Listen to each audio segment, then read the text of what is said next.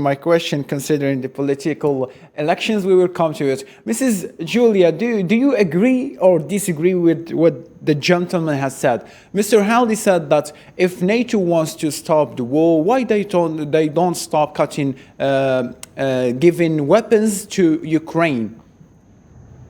Well, first of all, I'm absolutely sympathetic with everything that the gentleman just shared.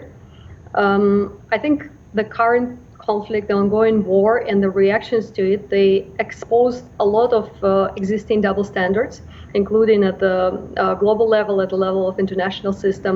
I think there were some that have been talking for years about, for example, the US involvement into a plethora of conflicts, but it didn't find an understanding ear amongst the public.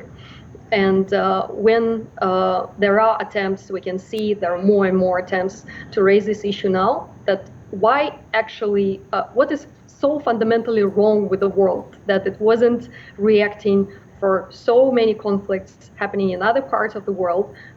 We're not showing any empathy towards people involved in those conflicts. We're not condemning occurring carpet bombings, and at the same time are so concerned about what Russia is doing in Ukraine at this moment, what is being done.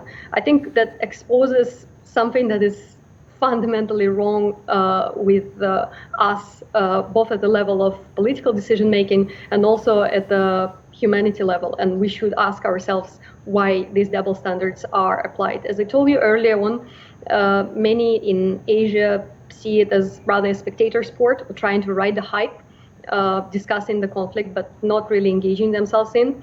As for the question about why Russia did not end the conflict, though it could do it days ago, well, first of all, and that was the strategy, to go in with precision weapons and also try to avoid the death toll among civilians, as well as Ukrainian army, to go as accurately as possible and to have as few victims as possible to this conflict.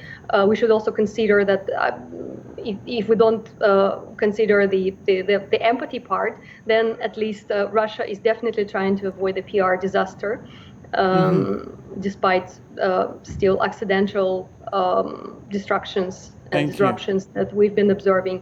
But Russia should achieve its goal in this war. Do you agree? So until it compels both Ukraine and its Western counterparts in what it was initially intending to achieve with this special operation, then it cannot retrieve without losing the face. And it does not